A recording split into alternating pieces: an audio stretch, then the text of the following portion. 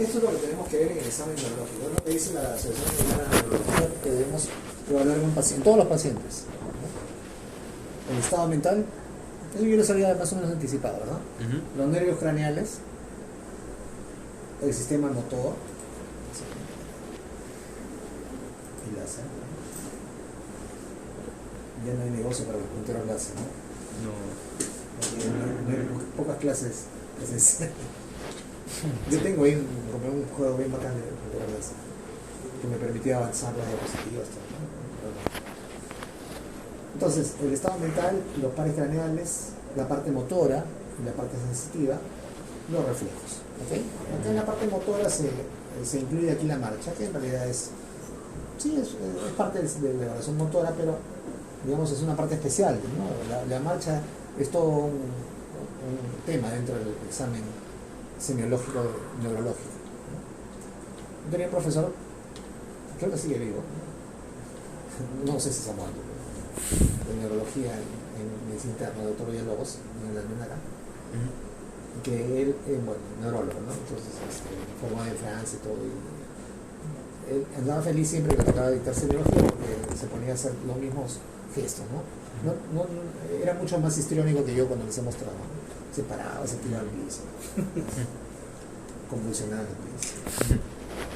Ok, entonces estas cosas no las debemos aprender a hacer, ¿no? Hoy vamos a hablar de estado mental, básicamente.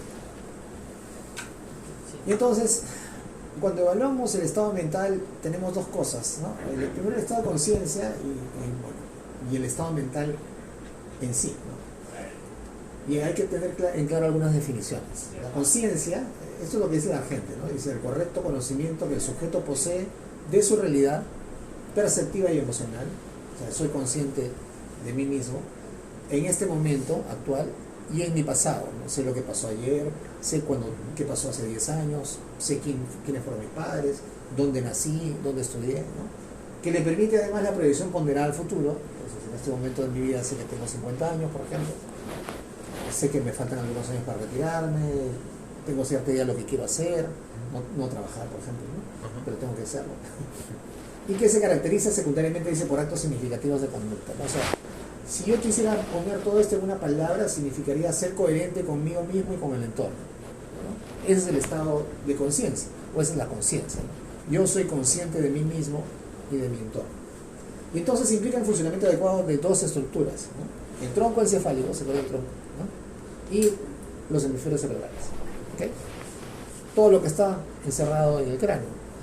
Todo tiene que funcionar bien para que yo tenga un estado de conciencia normal. Hay dos formas de evaluar el estado de conciencia, el aspecto cuantitativo y el aspecto cualitativo. ¿Okay? En el aspecto cuantitativo evaluamos lo que se conoce el nivel de conciencia. Estar consciente requiere el funcionamiento normal del tronco encefálico y del sistema activador reticular ascendente. ¿Okay? Eso que nos mantiene en vigilia, despiertos. Entonces, no es una estructura en sí, ¿no? Sino son varias fibras que están en el tronco cerebral, ¿no? Y que producen el estado de vigilia como resultado final. Y eso es el aspecto cuantitativo. Y el aspecto cualitativo tiene que ver con los contenidos de la conciencia. Estar consciente de que requiere la integridad de los hemisferios cerebrales. Y ya son las funciones superiores. Ahora vamos a ver un poco mejor para que quede claro esto que parece medio abstracto. El nivel de conciencia clásicamente se clasifica en 4 niveles de conciencia: vigilia, somnolencia, estupor y coma. ¿Así les han enseñado o 5 les han puesto? 4 o 5. 4. ¿No se acuerdan? 4. Están en estupor todos. Vigilia, cuando estoy despierto, y con todos ellos son progresivos, ¿no? O sea, este es el normal y cada uno por debajo del otro es con mayor deterioro del nivel de conciencia. Por eso está con unas flechas, ¿no? Doctor, la prueba del amoníaco, ¿hasta dónde haría efecto? ¿Qué prueba? ¿La prueba de qué? No, o sea, no se le llama así, sino que cuando un paciente se hace el dormido, Ah, ya, pero por alguna razón. un ratito. A ver que termine ahí mi pregunta, si te das cuenta en dónde. Prueba de la amonía. Ah, ya, que le haces oler caca, ya. Ajá. Ya, entonces el aspecto cuantitativo, no me va a perder la ilación, porque si no, ya no estoy tan joven. El aspecto cuantitativo es justamente esto, los niveles de conciencia, ¿ok?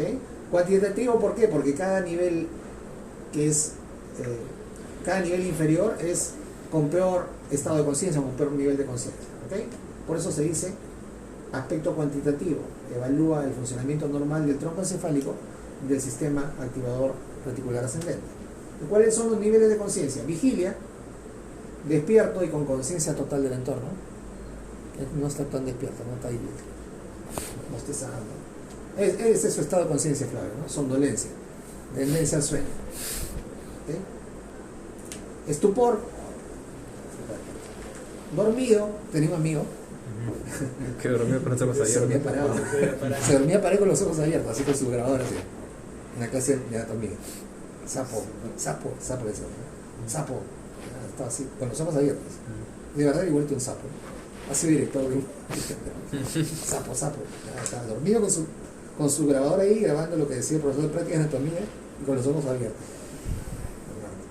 Bueno, estupor, está dormido pero despierta el estímulo vigoroso o no susceptivo cuando le hago leer el amoníaco. En estupor, ¿no? O sea, no tiene que estar dormido, pues, ¿no? O sea, si se hace el dormido, no, pues, o sea, tú le haces, ¿no? Una maniobra dolorosa, aquí, o si no, aquí, ¿no? En las apófisis mastoides, pero en los dos, ¿no? Ahí si te mete un lado, pues estaba haciendo el dormido, ¿no? ¿Y cómo puedo diferenciar si alguien está desmayado o no? ¿O solo se está que hace? Pero por eso, pues... Si está desmayado, cuando le hago leer cuando tú eres un paciente que está aparentemente con una alteración del nivel de conciencia, lo que tienes que hacer primero es hablarle, ¿no? Fernando, despierta.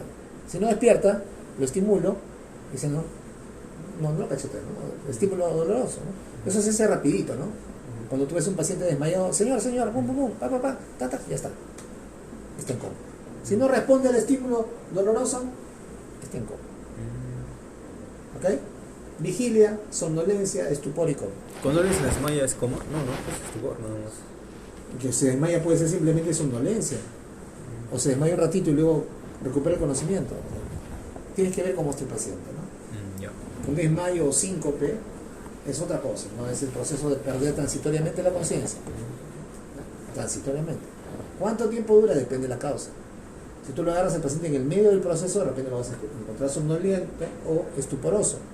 Pero si está estuporoso y tú le haces el estímulo doloroso, se va a mover, va a retirar, ¿no? O sea, es el reflejo primitivo, ¿no? Ante el dolor que hace uno, retira, ¿no? Si ya le empiezas a hacer el estímulo doloroso y no respondes, está en coma, ¿no? Es otra cosa. ¿Okay? Y entonces, aquí hay algunas técnicas, esto es del Bates, si no me equivoco. Acá les preguntaba porque en algunos, cada libro, cada autor sistematiza como le da la gana, ¿no? Yo lo he aprendido de esta manera, la mayoría de los textos los ponen de esta manera, pero algunos lo ponen en 5, por eso les preguntaba cómo les habían dicho, ¿no? Aquí prácticamente el letargo y la obnubilación son más o menos lo mismo, ¿no? Son lo mismo, son la somnolencia. Y en realidad la obnubilación es un término que tiene que ver con no con el nivel, sino con el estado de conciencia. Así que por ahí anda medio mezclado el inglés. Pero en fin, le he puesto este cuadro no por la clasificación, sino por las maniobras que hay que hacer, ¿no? Por eso le decía yo, ¿no? ¿Qué hacen cuando un paciente lo ven despierto, está alerta, quieren confirmar que realmente está alerta? Le hablo, ¿no? Así como ustedes se supone que están alertas y vigilantes, ¿no? Aunque se están durmiendo. Cuando está somnoliento, ¿qué le hago? Le hablo en voz alta, señor, y después lo sacudo, ¿no? Despiértese. Eso es lo que hago. Si encuentro que el paciente no responde a eso, ¿qué hago? Tengo que aplicar un estímulo doloroso.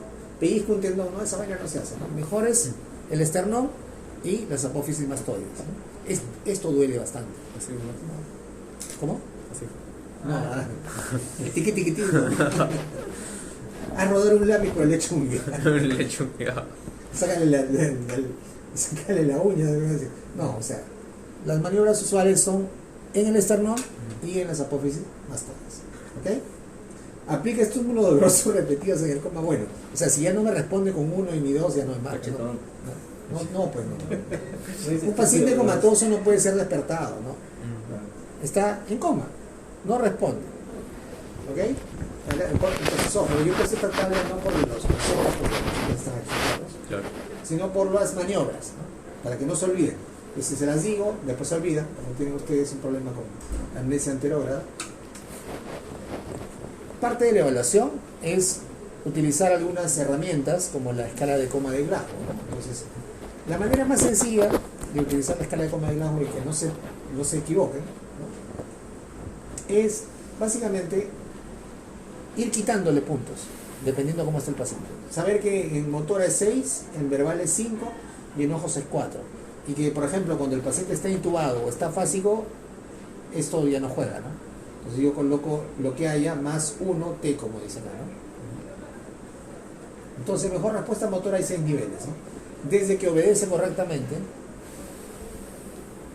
localiza el dolor, retira el miembro, responde con postura de corticación o de celebración, ahorita vamos a ver, o simplemente no hay respuesta motora. ¿Cómo responde? Cuando el paciente está en coma de verdad y yo le hago el estímulo doloroso, ¿hace de celebración o hace de corticación? No tenemos ningún paciente en coma. Esos pacientes no se ven en medicina, usualmente están en la UCI. Y tampoco voy a ir en, ¿no? Vamos muchachos, vamos a meterlo al externo. ¿No? La respuesta verbal desde que se encuentra orientado y conversa hasta que no hay actividad verbal, ¿no? En el medio está que te habla cualquier cosa, como a veces cuando les pregunto a ustedes si me responden cualquier cosa. Cuando tiene un lenguaje inapropiado o cuando tiene un lenguaje incomprensible. Todos están en el medio. Y en los ojos, apertura ocular espontánea. Está con los ojos cerrados como Flavio, ante la orden verbal se despierta. Ante un estímulo doloroso o simplemente no doloroso. Esta es la escala de Glasgow. Simplemente va del 1 al 15 y nos va a decir pues cuál es, desde el punto de vista cuantitativo, el estado o el nivel de conciencia aproximado del paciente, ¿no? Por debajo de 8 ya sabemos que el paciente se encuentra mal, ¿no? Por ejemplo, 1 aquí, 2 acá, todo por debajo de 8 es mal, ¿ok? Y entonces hay dos posiciones cuando el paciente está en coma y dos posiciones con las cuales responde ante el estímulo doloroso. La de celebración, que es esta de acá. Miren ustedes cómo están, los pies están siempre igual, digamos. Las manos son las que hacen, las extremidades superiores son las que hacen la diferencia. De celebración, o sea, pronación, y siempre el pulgar cautivo, y de corticación. ¿Okay? O el paciente está en esa posición o va a responder haciendo esa posición cuando nosotros hagamos el estímulo doloroso. Y la fisiopatología de estas posiciones anormales del paciente en coma tiene su explicación aquí, ¿no? Porque la lesión, vamos a empezar por aquí, cuando hay decorticación es hacia la corteza cerebral, por eso se llama decorticación, ¿no? Entonces, es un poco a veces confuso, ¿no? Porque de celebración uno diría ya, el cerebro no funciona, ya, está bien, ¿no? Pero en realidad no es el cerebro, sino es el mesencéfalo. Aquí es el problema de la decorticación, es porque no está funcionando la corteza cerebral.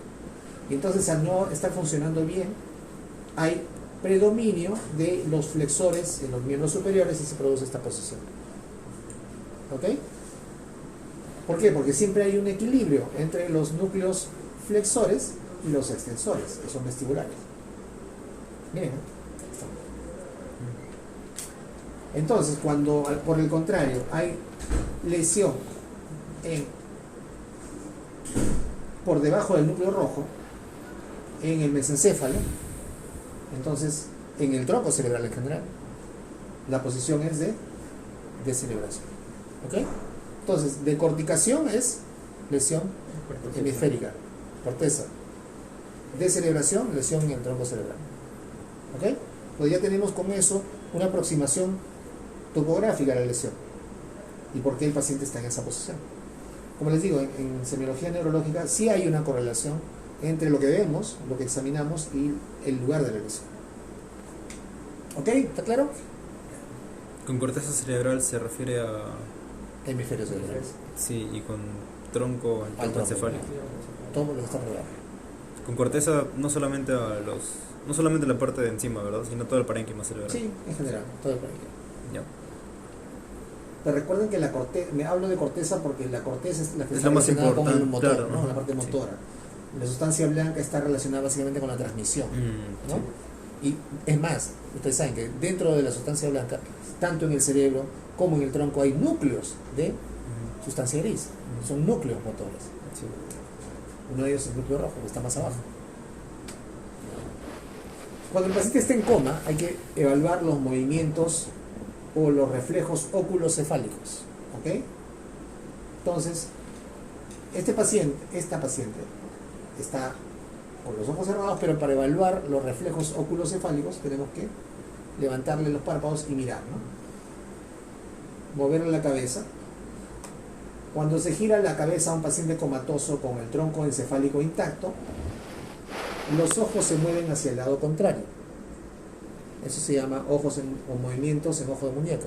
Eso es lo normal. ¿Ok? Pero en este caso, ¿no?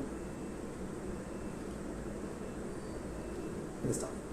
En este caso no hay reflejo. Yo muevo la cabeza del paciente y los ojos se mantienen en la misma posición.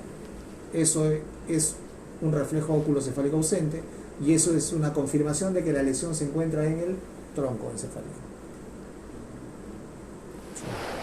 Entonces, cuando hay un paciente en coma, yo tengo que ver posición, decorticación o descerebración, decorticación o descerebración, ¿no? Y luego examinar los reflejos oculocefálicos. ¿Ok? Entonces, bueno, acá hay una atingencia importante, que no tenga lesión cervical, ¿no? Para recién mover la cabeza, ¿no? Una vez que hemos determinado eso, abro los ojos y muevo la cabeza. Lo normal que ocurre es esto, el ojo de muñeca. ¿Han visto, no? ¿Cómo se mueven los ojos de la muñeca? O ya no hay muñecas. No, sí, sí. ¿Cierto? ¿Ah? No. ¿Usas muñeca? Entonces, pero han visto, pero no cómo se mueven los muñecas. Entonces se mueve, ustedes giran la cabeza y los ojos para el otro lado. Es lo normal, eso, así debe ocurrir en una persona normal. Pero cuando se quedan fijos, como en este caso, eso es anormal. Y eso habla de una lesión. ¿Dónde? En la corteza. En el tronco, en el tronco. No, en el tronco cuando es contrario, es decir, cuando mueve la cabeza. No, eso es normal. Claro. El otro cuando está fijo es porque hay una lesión en el tronco. Exacto, exacto. No, la corteza no tiene que ver aquí. Los reflejos no son corticales. Lo que es cortical es lo que es voluntario. Todo lo que es involuntario, o sea, como los reflejos, están por debajo de la corteza. Cuando decimos que algo es cortical, estamos diciendo que se hace consciente, que es voluntario, que tiene un grado de intervención o de deseo de nosotros, ¿no? ¿Qué cosa es cortical? El lenguaje, todas las funciones superiores, ¿no? Algunas funciones, la mayoría de las funciones motoras son corticales. Yo decido agarrar con mi mano esto, ¿no? Pero si yo voy y coloco mi mano al fuego y la saco, eso no es cortical, eso es arco reflejo. ¿Ok? Cada vez que la información se integra en la corteza, hay un grado de conciencia. Por ejemplo, con el dolor, hay vías corticales para el dolor. ¿Se acuerdan del dolor, no? ¿Se acuerdan? Sí. Como hay vías corticales, el dolor se interpreta de distinta manera. De repente yo le hago así a Fernando y le duele mucho. Le hago así a Marco Antonio y ni cogía le hago, ¿no? Como está ese meme, ¿no? Que Le gusta. desde le gusta. Le pide más. Acostumbrado. Entonces, la sensibilidad y el dolor tienen un componente cortical. Se hace consciente y la persona interpreta de acuerdo a sus experiencias, ¿no? Algunos toleran más el dolor, otros no lo toleran. Lo mismo es aquí. Esto es un reflejo, esto no tiene nada que ver con la corteza. ¿Ok? Hay otro tipo de estimulaciones que se puede hacer, que se hace con agua helada, pero regularmente no las hacemos. Son, digamos, exploraciones en las que uno tiene dudas, ¿no? Si yo hago los movimientos óculocefálicos es suficiente. Basta que yo confirme de que los ojos son ojos de muñeca en el paciente comatoso y ya con eso confirmo de que no hay lesión. Pero si veo y no se mueve, pues sí digo que hay lesión en el tronco cerebral. ¿Okay? El contenido de la conciencia está relacionado ya con las funciones superiores. ¿Okay? Con la orientación que se llama autopsíquica de uno mismo y con la orientación alopsíquica del resto del tiempo y del espacio. Entonces aquí vamos a evaluar lo que ustedes le ponen lúcido, orientado a tiempo, espacio. Esto es el contenido de la conciencia. ¿Okay? Lúcido o despierto, orientado en tiempo, espacio y persona. Estamos evaluando las dimensiones del contenido de la conciencia. La dimensión autopsíquica, yo mismo soy consciente de mí mismo, y la dimensión alopsíquica, yo soy consciente de ustedes, del tiempo y del espacio. ¿Ok? Y entonces aquí hay tres estados. La lucidez, el paciente está vigil, o sea, está despierto, orientado autopsíquica y alopsíquicamente. Sabe quién es, sabe quién es el resto, en dónde está y cuándo está, ¿no? La confusión es un marcado déficit en la orientación autopsíquica, pero especialmente en la alopsíquica. Lo primero que se altera en la orientación está relacionado con el resto, con el entorno, con el tiempo, con el espacio, el tiempo sobre todo. Lo primero que se altera es el tiempo y el espacio también. La obnubilación es un gran, en realidad, esto está así en el libro, en la gente, pero debería estar esto al medio, ¿no? La obnubilación es un punto intermedio entre la lucidez y la confusión.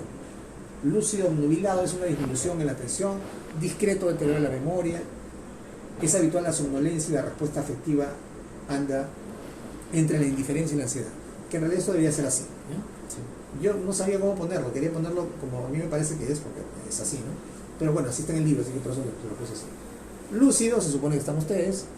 Obnubilado es una disminución, un grado intermedio de disminución de la atención. Y confuso, completamente desorientado, ¿no? Marcado déficit en la orientación autopsíquica, pero sobre todo en la alopsíquica. Lo último que se pierde es la orientación autopsíquica. O sea, lo último que ocurre es que la persona no sabe quién es. Eso ocurre en los casos de Demencia. Demencia en general.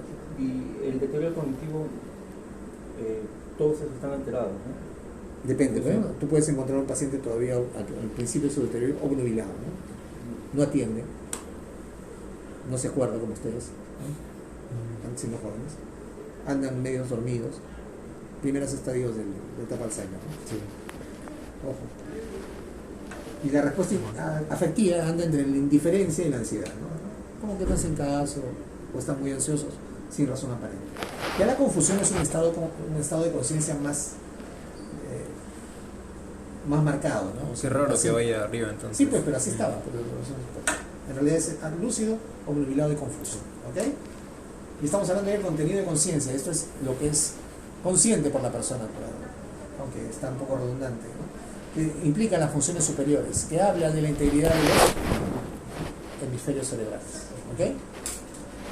Porque yo tengo que poner en juego mis mecanismos de la corteza para saber dónde estoy, qué hora es, quién soy, quién es él, quién es aquel, el otro, más allá. Todo eso es cortical, son funciones superiores. ¿Okay? El nivel de conciencia es solamente si está despierto o está en coma, ¿no? En ese rango. El contenido de la conciencia está relacionado con las funciones superiores. Si está lúcido, está obnubilado o está confuso. ¿Ok? No, por eso decimos, ¿no? Lúcido, orientado a tiempo, espacio, estamos hablando de esto. Sí. ¿Okay? Y entonces aquí está la manera como evaluamos esto. Un buen cuadrito meme, ¿no? Hay que buscar las herramientas que sean útiles, ¿no? Entonces, cuando queremos evaluar la orientación autopsíquica, le preguntamos quién es, ¿no? ¿Cómo se llama? ¿Cuántos años tiene? ¿Qué cosa es? ¿No? ¿Qué tipo de trabajo realiza? ¿Quién es su padre? ¿Quién es su madre? ¿Quiénes son sus hijos? Esto nos habla de la orientación autopsíquica, la percepción de la persona por sí misma. ¿Cuál sería lo patológico? El paciente no sabe quién es, dónde vive, ni para dónde va. Desconoce qué es lo que está haciendo. Esto es terrible, ¿eh? Es el grado máximo de la demencia. No reconoce a su familia. Y al final, lo último que se pierde es esto, la orientación autopsíquica. O sea, que no sepa quién es terrible. Sí. Hay una película que se llama, bueno, es una trilogía que recién han salido las dos primeras. El padre, el hijo, y falta que salga la madre. El padre es una película en la cual está Anthony Hopkins como protagonista. Yo les pido que la vean. Estaba en Paramount Plus, pero ahora ya está, creo que en Star Plus. Por ahí está. Si no, en Cuevana, ustedes suelen ver sus cosas. Sí, bueno. El Rincón del Vago, obviamente, ¿no? Entonces, búsquenla. Es una película donde van a ver retratado, o sea, van a ver valga la redundancia, visualmente lo que ve la conciencia de un paciente con demencia. Y van a ver qué terrible es. Entonces, este es el grado mayor de alteración del estado de conciencia, ¿no? Entonces, cuando el paciente ya se desconoce a sí mismo. Los grados intermedios son la desorientación espacial, y en eso el paciente pues no sabe en dónde se encuentra. Le preguntamos al paciente, ¿dónde está? ¿Dónde vive? ¿Usted sabe dónde estamos? Sí, estoy en el Hospital Santa Rosa, donde no atienden bien a los pacientes. Está bien, está orientado. No, estoy en el Hospital John Hopkins. No, está desorientado. Entonces el paciente no sabe en qué lugar del espacio se encuentra. Y la temporal es la primera que se pierde. Es no saber el momento exacto del tiempo en el que estamos, ¿no? Preguntamos primero el año, luego preguntamos el mes y luego el día. Incluso vamos a preguntar el día de la semana. Es normal, no normal, ¿no?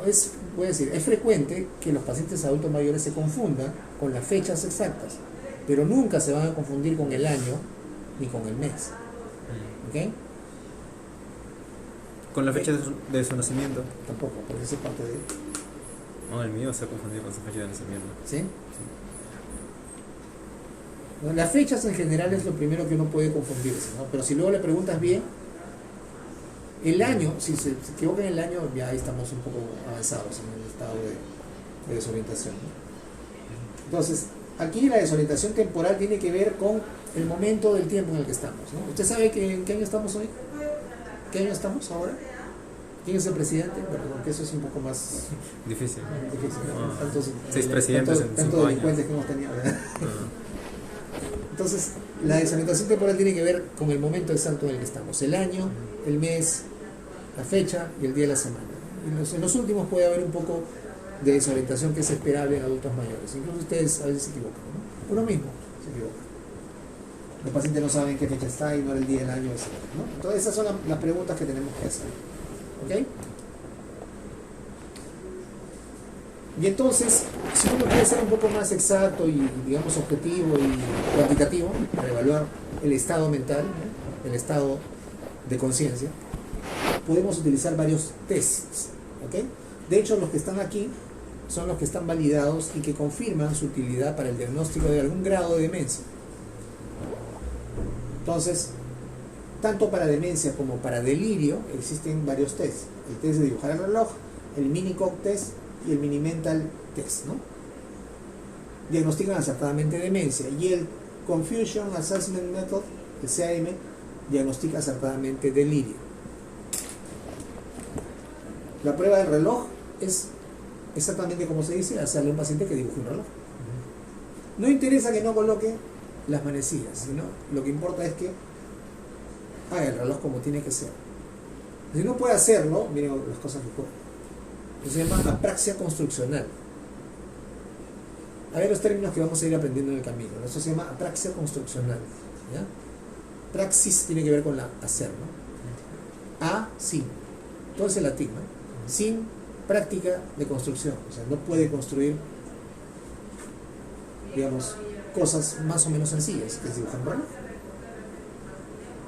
Y esto está relacionado con la corteza frontal. ¿Ok? Entonces, miren, estos son ejemplos de patrones normales, pacientes que lo están haciendo normal. Esto es anormal. Imagínense. ¿Ok? Entonces, esto es uno de los test. No le voy a decir cómo se puntúa, no lo hacemos regularmente en la evaluación. En la evaluación solamente le preguntamos cosas al paciente. Y así yo veo inconsistencia, ahí le aplico los tests. ¿Okay? Estos tests son para profundizar más y tener un resultado cuantitativo de cuánto es el grado de deterioro de las funciones mentales superiores. ¿Yo qué voy a hacer en la historia clínica? Estas cosas. Preguntas. ¿Ok? Preguntas directas.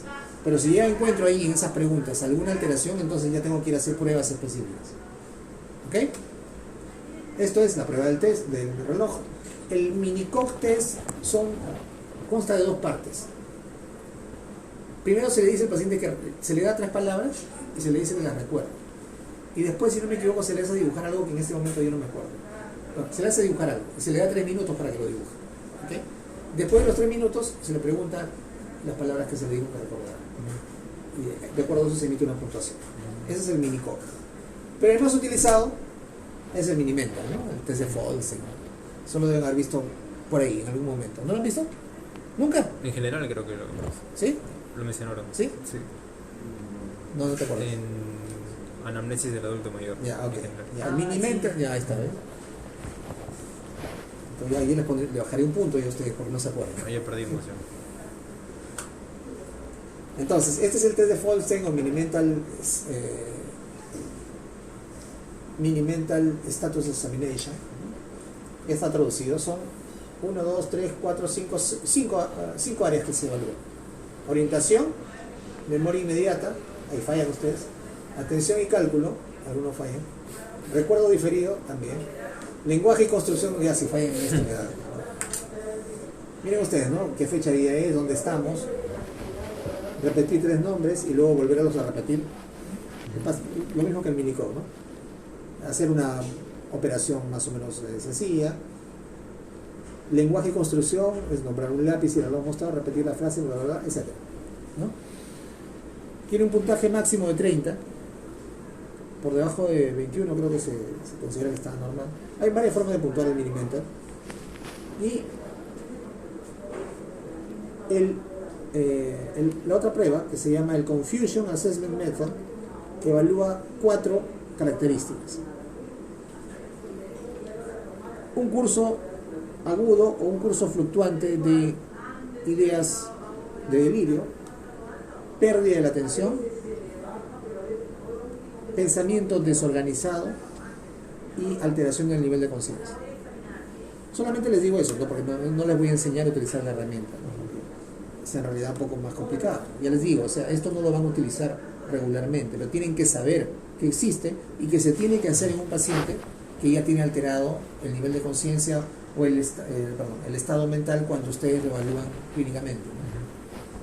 En ese caso, ustedes van a requerir de todas maneras pruebas cuantitativas para ponerle un número al paciente. Con eso diagnosticamos delirio. Y aquí está el valor de estas pruebas. Esto es el MAGI, ¿no? Para demencia, el LR positivo, cuando la prueba de dibujar el reloj es anormal, es 5.3. Es intermedio, ¿verdad? Más o menos como el Minicode, 4.5, el LR positivo. Pero el Minicode, si sale bien, descarta demencia, 0.1 del LR negativo. El Mini-Mental Test se puede puntuar de varias maneras, menos de 23 o colocarlo en 3 niveles. Y cuando se coloca en 3 niveles tiene un mayor poder de discriminación. Porque 20 o menos, como le decía 20, ¿no? Tiene un LR positivo de 14.4, o sea, diagnostica demencia. Y si sale más de 26, recuerden que 30 es el máximo, descarta demencia. Por eso es que se usa más. Porque tiene un gran valor predictivo, bueno, un gran RR positivo y un gran LR negativo si lo trabajamos con estos puntos de corte. ¿No hay Glasgow? ¿Qué? ¿No hay Glasgow? ¿Glasgow para qué es? Ah, para el estado de conciencia. Para el nivel de conciencia, ¿no?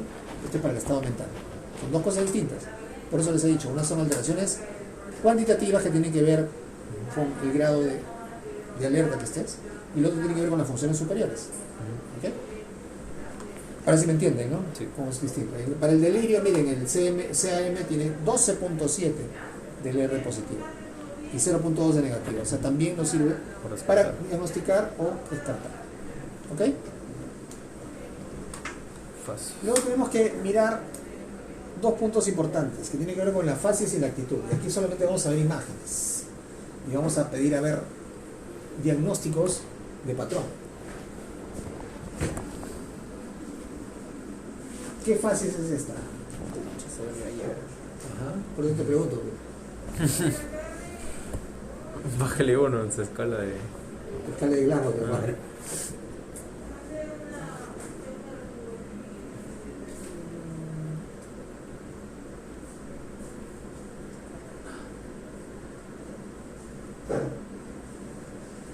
Está bien.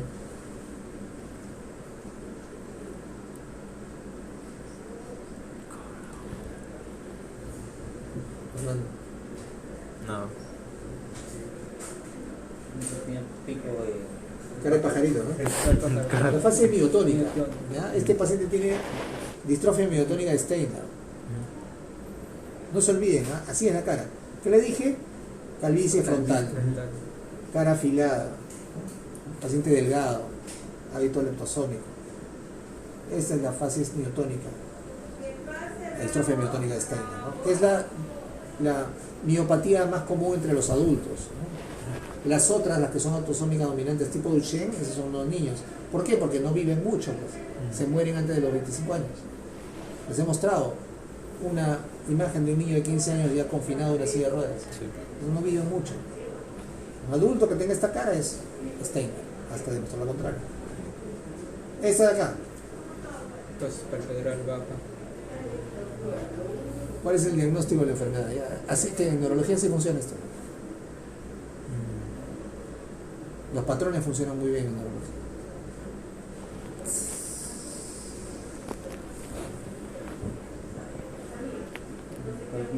Miastenia gravis. Muy bien, neurólogo, Miastenia gravis, muy bien. A ver, Adrián. ¿Qué te parece? Describe lo que ves. Vaya,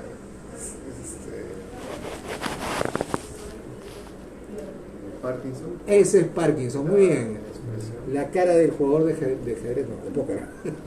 La cara del jugador de póker, ¿no? Inexpresivo. No vemos aquí, pero si lo viéramos en vivo en directo veríamos que tiene cialorrea y que tiene aumento de la sudoración. Todas esas cosas son alteraciones autonómicas que producen la enfermedad de Parkinson. La cara sin expresión. Eso decían clásicamente cara de jugador de póker. Reynoso. Reynoso, ¿no? Ya, a ver, Síndrome de Bell. parálisis de Bell. ¿De qué lado? Izquierdo. No, del lado derecho. Derecho, sí, derecho. Yo pensé que me ibas a decir el dos caras, el Harvey Dent. Pero así expresión, ¿no? Sí. Harvey Dent, Sí. dos caras. Miren aquí, paralizado, y aquí sí, expresiva. Esta es la parálisis, lado derecho. Si yo le hago a la paciente que cierre los ojos, se va a ver mucho mejor todavía. Porque voy a ver que este lado se cierra los ojos y el otro no. Parálisis de Bell, efectivamente. ¿Por qué digo de Bell? Porque solamente les he mostrado la cara, ¿no? Pues solamente es parálisis del nervio facial. ¿Y doctor se lo solucionaron? Después de la rehabilitación. Ah, ¿Ok? Muy bien. A ver esta. ¿Qué ves? las pupilas. La derecha está... bueno, no agrandada. ¿Cómo está se normal. llama este fenómeno que ves? Pupilas de diferentes tamaños. ¿Cómo se llama? Disocoria. No, anisocoria. Anisocoria. Anisocoria. Ya. Cuando está de tamaño igual, ¿cómo se llama? Isocoria. Isocoria. Pupilas isocóricas, ¿no? Cuando están así, anisocoria. ¿Qué más ves aparte de la anisocoria? El cuerpo superior izquierdo está caído. Tosis. Tosis palpebral ¿Qué superior más? izquierdo. Nada más. Si ustedes notan, no es muy notorio, es una foto, ¿no? Ahí pareciera como que el ojo está hundido, ¿no? ¿Sí? Ya. Miosis, tosis palpebral, enoftalmia, que es diferente a la exoftalmia, que el paciente que tiene, por ejemplo, oftalmopatía de Graves, ¿no? El hipertiroidismo. Más disidrosis, son signos de lo que se llama síndrome de Claude-Bernard Horner. Acá se van a escuchar un montón de nombres, ¿no? La neurología se emociona eso.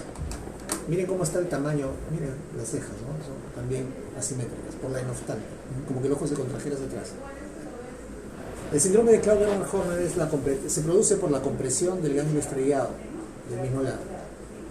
Entonces, predomina el parasimpático, porque es un ganglio simpático. Los ganglios, ya saben, ¿no? Son simpáticos, ¿no? Sí. Entonces son los cúmulos de las neuronas que llevan las vías simpáticas. Y entonces, al producirse una inhibición por la compresión del ganglio simpático y el estriado que está por acá arriba, se producen todos estos síntomas, esto que se conoce como síndrome de Claude-Bernard Horner. ¿Ok? Sí. Esto es motivo frecuente de preguntas, ¿eh? Y también, yo lo he visto un par de veces, no les voy a decir que lo he visto un montón de veces, pero sí se ve, ¿no? Cuando el ganglio estriado está ubicado por aquí cerca del ápice del pulmón, entonces aquí las causas tienen que ver con patologías que pueden comprimir el ganglio esteroidal. Usualmente son tumorales. Esta cara. Describe. Feliz. Está feliz. No, te aseguro que no estaba feliz.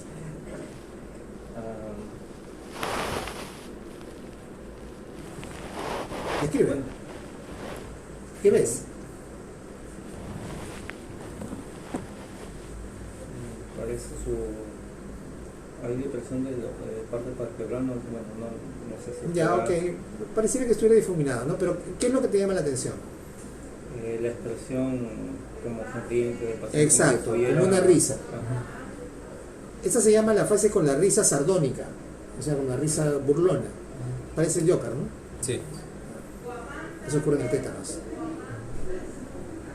Pero en adultos no, probablemente no van a ver. Eso se ve más en niños que no son vacunados. ¿Ok? La verdad es que yo no sé mucho, yo no he visto nunca. Lo otro del tétanos he visto. ¿Ok? Entonces, estas son algunas de las que están ahí en la gente, pero son probablemente las más evidentes, sobre todo el Parkinson, ¿no? Tiene que aprender a reconocer un paciente con Parkinson. Solamente mirándolo y viendo cómo se para y cómo camina ya tiene el diagnóstico. La actitud es otra cosa que nos ayuda a verificar o intuir los diagnósticos. Esta es la otra alteración en el tétano, se llama opistótonos, ¿no? Es así el cuerpo arqueado como lo ven. Las contracciones musculares son terribles por el tétano, por el clostridium tétano, un anaerobio que infecta el sistema nervioso que ingresa por la piel. Entonces, fíjense ustedes la manera como está contraída la columna y cómo está en hiperextensión el cuello. ¿Ok? Esto se llama opistótonos.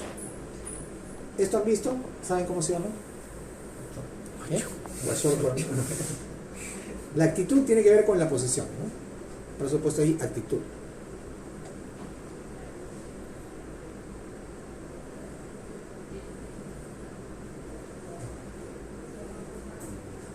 Esto se llama posición en gatillo de fusil. Miren, hiperextensión del cuello. De costado, con los miembros superiores abrazando el tórax, y con los miembros inferiores, los muslos flexionados sobre la cadera, como el gatillo de un fusil, ¿no? Esto se ve en meningitis. Rigidez de cuello, pues. Cuidado para atrás, hiperextensión. Cuando yo le quiero flexionar, ahí generamos el Kearney y el Brusinski. Por eso es que está así, en una posición antálgica. ¿Ok? Esta es la posición del paciente con meningitis, que afortunadamente cada vez vemos menos, ¿no? O sea, las infecciosas en el sistema nervioso, sí, cada vez vemos menos, ¿no? Pero las degenerativas, esas no. Esta posición, ya la han visto y ayer se las he mostrado. Esta actitud. ¿Se dan cuenta cómo está, no? Con la barriga así y medio hacia atrás. Fuera de cambio. Los libros le dicen posición de tenor o actitud de tenor. Miren, ¿no? La barriga hacia adelante, los brazos medio caídos, tirados hacia atrás y la cabeza así. Como para cantar así, tenor. Esto se ve en la miopatía, en la distrofia miotónica de Steiner. ¿Ok? La actitud o la posición de tenor.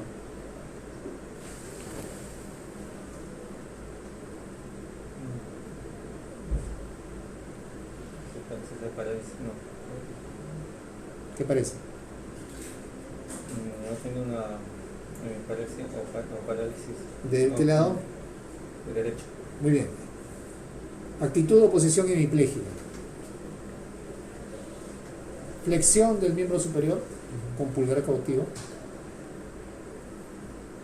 Rotación interna de la pierna. Ya cuando veamos la marcha, que vamos a ver luego, les voy a enseñar cómo caminan esos y deben haber visto. La marcha del segador. ¿Por qué es la marcha del segador? La posición es así, ¿no? Puede ser de la derecha. El paciente está así, está así. Entonces, todo su peso descansa sobre el lado que está bien. Y cuando camina, lo que hace es esto, arrastra. Y camina así. Por eso se llama la marcha del segador. Porque va haciendo esto. Y el pie lo va a hacer. porque está partiendo la mano. Todo su peso descansa así, por eso es que está tirado para adelante. ¿Ok? ¿Este quién es? ¿A qué se parece? 10. El minimalismo. Minimalismo. No. Minimalismo. ¿Qué es el minimalismo? Cuando no puede mover bien el pie, está arrastrándolo. No, eso se llama steppage. Cuando haces esto, se llama steppage. Uno que has dicho antes. Parkinson. Esa es la marcha o la actitud del paciente Parkinson.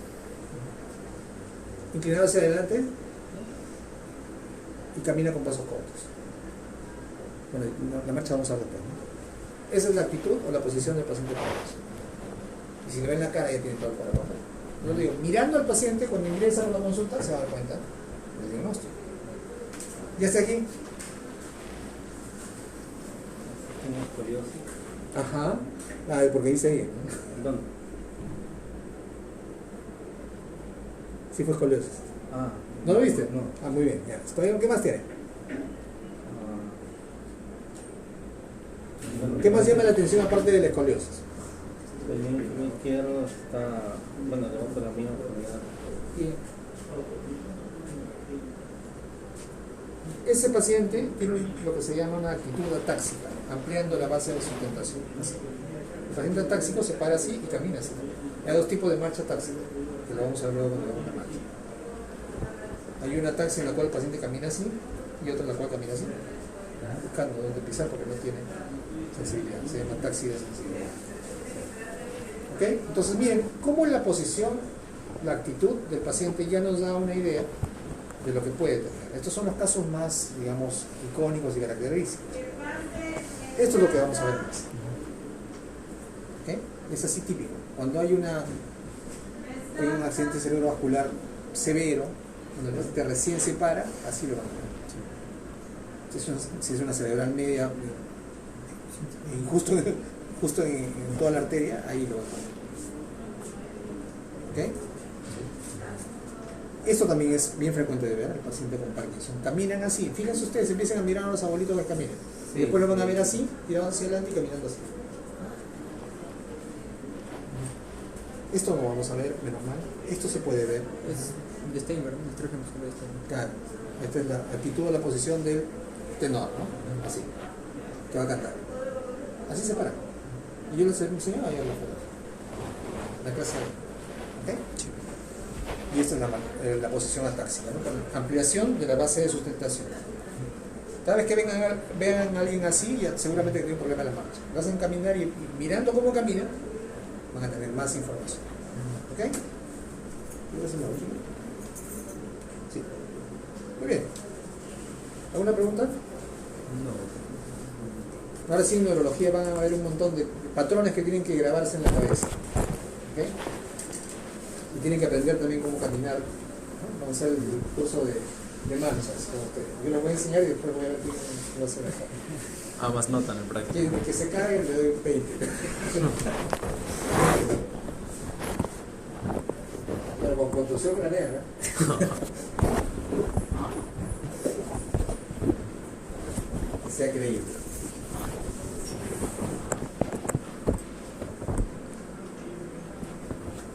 ¿En qué parte están en la clase de verdad? Yo, sí, síndrome motor. Sí, para esa prueba rápida. Demasiada información para poner. Pero bueno.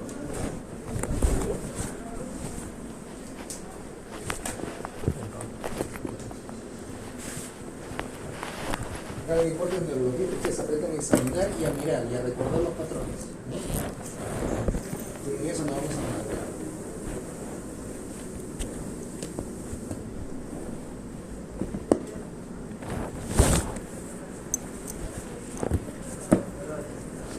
Sí, vamos a hacer la práctica de tipos de marcha. Tuve voluntario para estimulación dolorosa. Para empezar. Estimulación dolorosa. No, estás loco. Marco. Al Dr. House una vez le hicieron, creo. Foreman. No, Marco. Para que te hagan la estimulación dolorosa.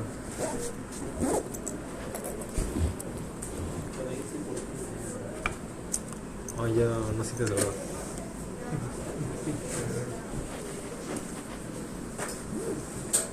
María nerviosa, ¿no? Ya. Sí, María, doctor. ¿qué pensaba? ¿Ya revisaste lo que pasó?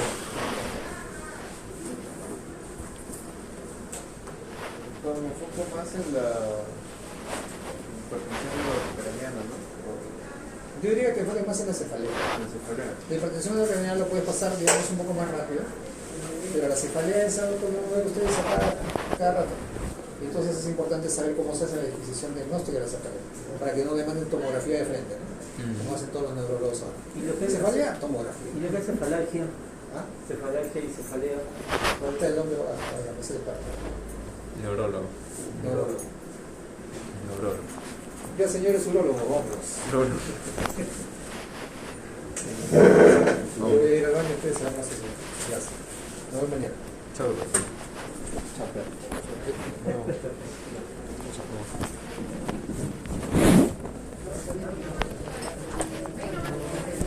Hasta luego.